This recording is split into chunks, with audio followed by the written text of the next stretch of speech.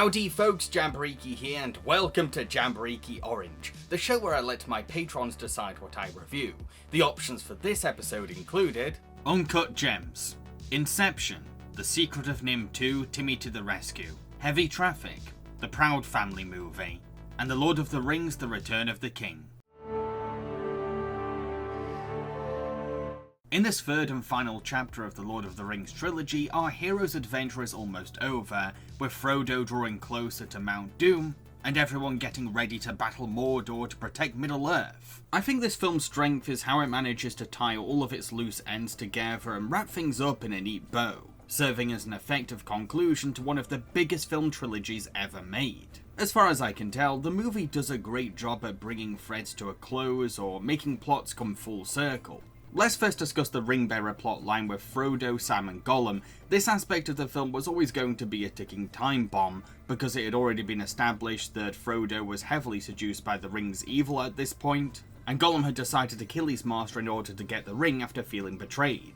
You put these two things together and it's a recipe for erupting tension.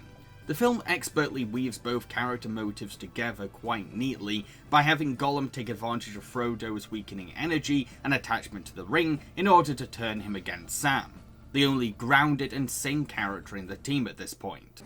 He wants it. He needs it. Smeagol sees it in his eye. Very soon, he will ask you for it. You will see.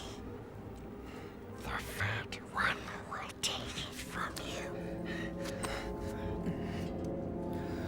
But that's also one of my favourite things about this film, how Sam remains loyal and compassionate regardless of Frodo's decision to kick him out of the group. Sam isn't just Frodo's loyal sidekick who follows him along, he's a hero in his own right. Heck, I'd say that he's just as brave and courageous as anyone on the battlefield. The little hobbit takes on a dangerous giant spider and actual orcs just to save his best friend, which helps to sway Frodo away from the ring's seduction and remind him why he should trust Sam. I'm gonna bleed you like a stuck pig.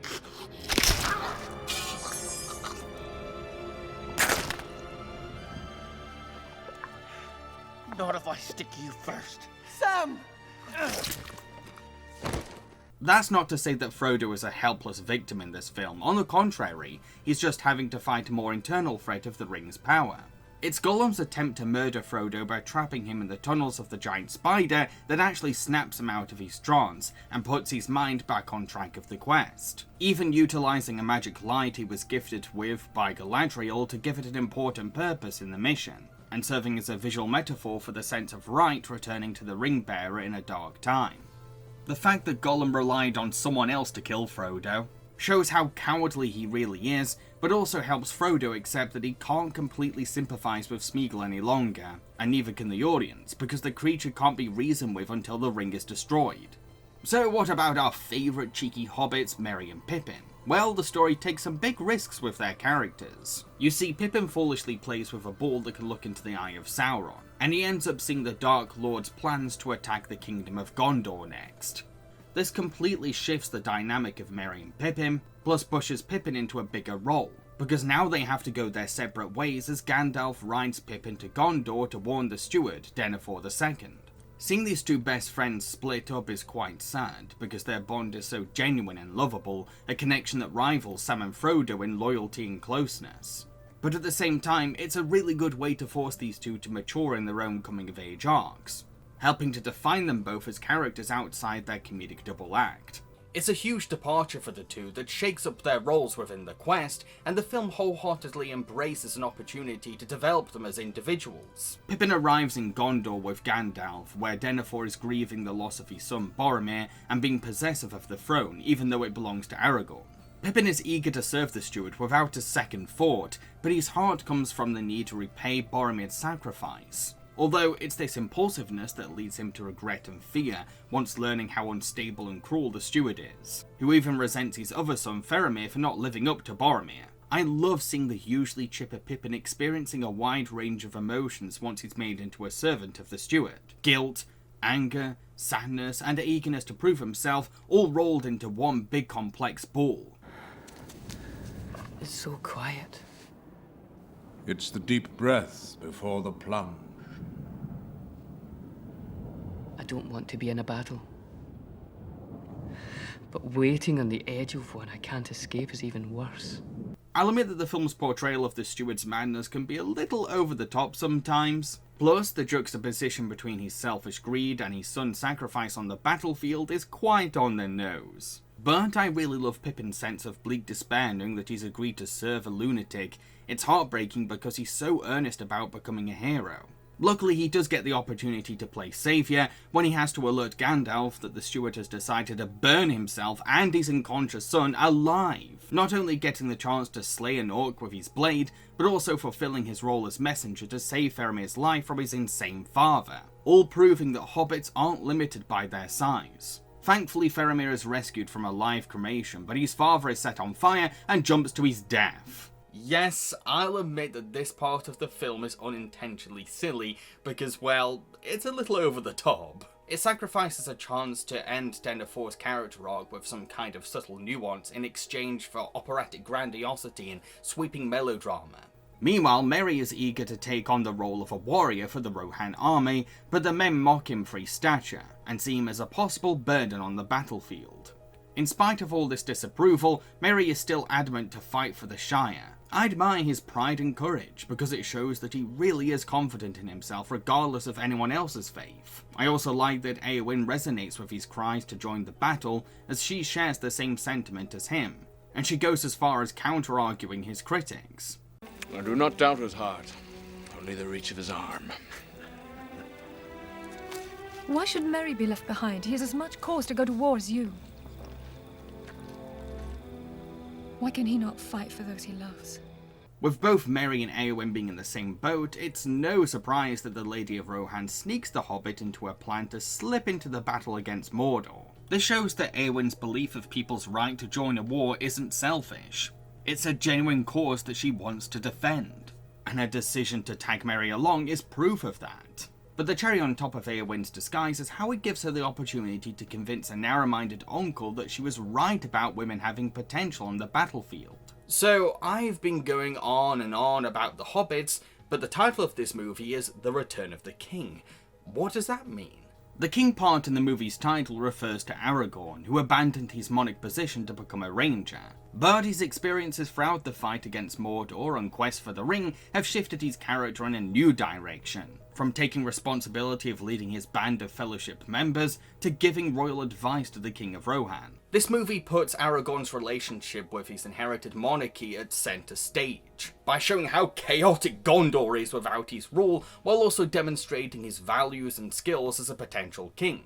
Does he have insecurities? Sure, he's only human. And it's his conflicted feelings about his race that makes him reluctant to take the throne. But when Elrond, the elf who saw Aragorn's ancestor abandon a chance to destroy the ring, convinces the ranger that he deserves to be king and march Gondor into war, Aragorn's feelings of self-loathing and guilt suddenly wash away because a blessing from Elrond is a huge praise, and he needed reassurance that he could bring honor back to Gondor. You would call upon them to fight. They believe in nothing. They answer to no one. Answer to the King of Gondor.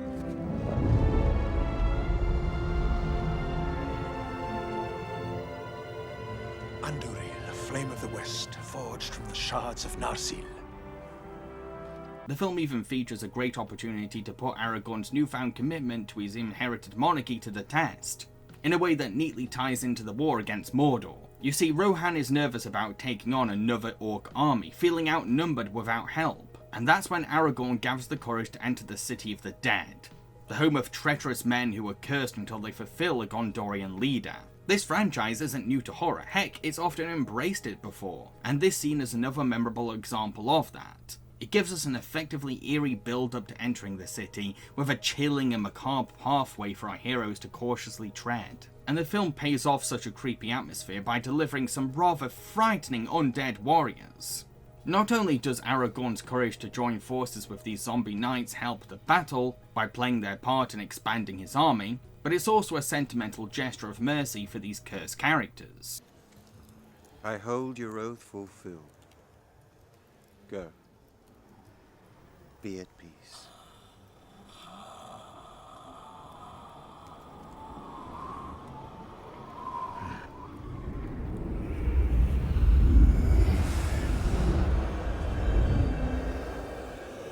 Then we have Aragorn's love triangle with Arwen and Eowyn. You see, Aragorn decides to turn down Eowyn because he realises that his heart is still with Arwen. While I still think that Eowyn could have been a great partner for Aragorn, the fact that he can't move on from Arwen is proof that their love is strong. However, what makes Aragorn and Arwen's romance integral to the plot is that it's revealed that Arwen's life is tied to the ring, which makes the stakes even higher for him.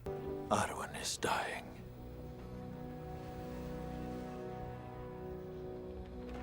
She will not long survive the evil that now spreads from Mordor.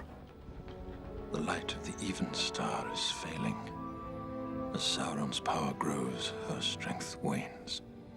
Arwen's life is now tied to the fate of the ring. I'll admit that the film is quite vague about what's happening to Arwen, and apparently the book explains this aspect much better, but I still find it very romantic that Aragorn is fighting to save his true love's life on such a grand scale. Now, you're probably wondering how Gimli and Legolas play into this movie. Well, they're kind of reserved in the positions of supporting Aragorn. This does mean less screen time for them, but I don't think they needed a bigger purpose than that. Plus, this is Aragorn's movie and it's already 3 hours long as it is. I don't think we need more plots with Gimli and Legolas. Although the elf and dwarf do get a very sweet moment of camaraderie that shows how far they've come along as friends, while also demonstrating a message of overcoming prejudice. I thought I'd die fighting side by side with an elf. What about side by side with a friend? I could do that. So what about the most important part of this movie, the thing that the whole trilogy has been building up to, the destruction of the ring? I love how Frodo and Sam's climb to Mount Doom is ripe with tension, all because they're clearly too exhausted to do something so ambitious. We can really resonate with their pain, starvation and thirst, both actors conveying hobbits at their most physically defeated in a time of great importance. They're also having to avoid the Eye of Sauron, giving them a powerful antagonist to face when they're at their weakest, making things cruelly unfair, and we can't help but truly sympathise with our little heroes. If this was just a simple hike up a mountain, it would have made for an anticlimactic finale, but Peter Jackson makes us slightly doubt the ring bearer and his guardian, while also leaving us just enough hope to root for them. Gollum also makes one last attempt to grab the ring, his desperation being both annoying and nail-biting, because we know how close our heroes are to destroying it. This is made even worse when Frodo clearly hasn't fully defeated the ring's seduction, making our hearts sink at the very notion that he's going to give up after finally reaching his destination. The ring is mine.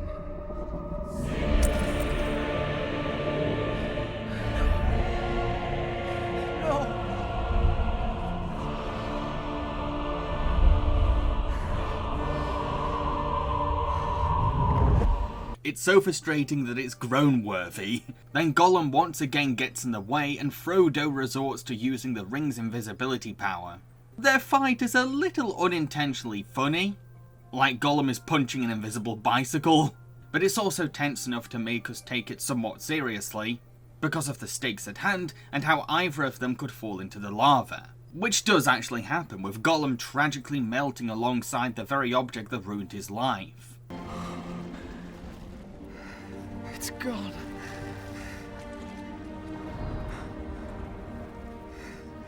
It's done. Yes, Mr. Frodo. It's over now. But I also love how Aragorn's attempt to distract Sauron with an invasion plays an important part in the finale. It's not just a bold way of giving the hobbits a fighting chance on Mount Doom, but also an opportunity for the heir to Gondor to put his role of king into action, all punctuated with a stirring speech by His Majesty. A day may come when the courage of men fails, when we forsake our friends and break all bonds of fellowship. But it is not this day. An hour of wolves and shattered shields when the age of men comes crashing down. But it is not this day.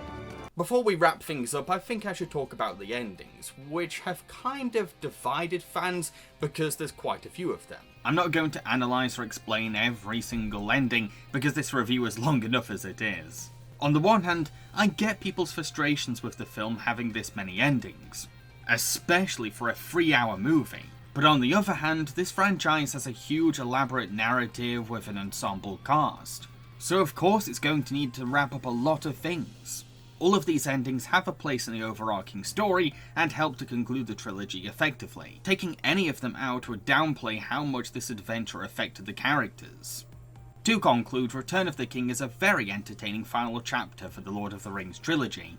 A film that bookends one of the most ambitious franchises ever with earnest affection towards Tolkien's epic Middle-earth saga. Sure, it has some unintentionally silly and melodramatic moments, but the effort and love put into finishing this weighty narrative with a bang really shows. It truly is a milestone in fantasy filmmaking. I've been Jambareeqi and I hope that you enjoyed this review. If you did, then feel free to like, subscribe and share. So what am I going to be reviewing in the next episode of Jambareeqi Orange? Well, that's entirely up to my patrons. The options for the next episode include The Hobbit, An Unexpected Journey, Animal Crackers, Percy Jackson and the Lightning Thief, Scoob, Chronicles of Narnia, The Lion, the Witch and the Wardrobe, and Trolls World Tour. That's a pretty awesome selection, am I right? Now don't forget that you have to be a patron in order to access this poll. What is a patron? Don't worry, I'll explain. This is my Patreon. It's a site for my fans to support me financially on through a monthly basis. Those who donate are called patrons. Patrons can donate as much as they want and are welcome to stop donating anytime. In return for their generosity, patrons are given exciting rewards based on their pledge amount. These rewards include early access to my videos before they go up publicly on YouTube, behind the scenes content, their name in the end credits of my videos, a chance to request a review of anything at all, and much more. Very excited to find out what my patrons want me to review next on the show. Cheerio, folks.